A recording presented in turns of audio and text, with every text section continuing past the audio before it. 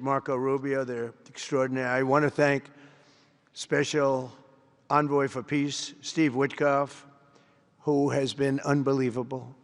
You know, I took Steve because I was a developer in New York, really successful, actually much more successful than Steve, but I don't want to say that. I'm not going to say that, Johnny. I refuse to say it. But I saw something in Steve. Steve's a great negotiator. Everybody loved him. All these developers, and they're tough. You know, New York developers tend to be on the tough side. And, you know, most of them hate each other. Like a lot of the people in this room hate each other. You know, it's sort of natural, I guess. But we're bringing love back into the room like the old days. But everybody loves Steve. Every developer, the worst, most evil people, horrible human beings, actually. And they love Steve.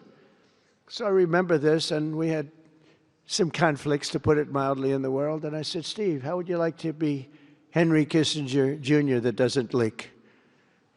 And he said, are you a leaker, Steve? No. He didn't even know what the word meant, and it's true.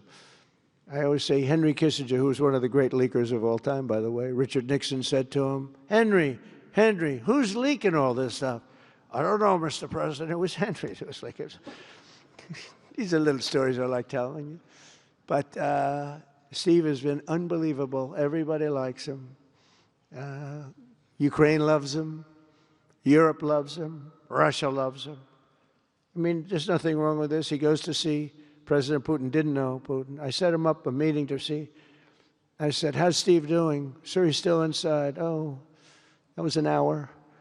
I called back. Tell Steve to call me when he's finished. I want to find out what the hell is going on. We want to end that war.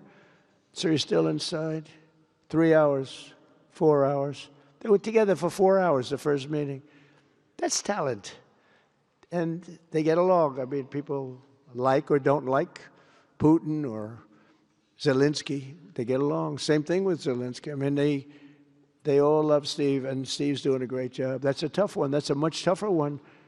I would have thought that some of the ones that we settled that are up here would have been, I thought this would be easy because I have a very good relationship with President Putin. I have a very good relationship with President Xi. I'm going to be going to China in April. That's going to be a wild one. I said, but we have to put on the biggest display you've ever had in the history of China. You know, last time I went to China, President Xi, he treated me so well. He gave me a display. I never saw so many soldiers all the same height, exactly the same height, within a quarter of an inch. You can do that when you have 1.4 billion people. You know, lots of shoulders. Everybody was within about 1/8 of an inch the same height. I said, if they put their helmets down, you could have played pool on the top of their heads. And it was pretty amazing. But I said, you got to top it. He said, I'll top it.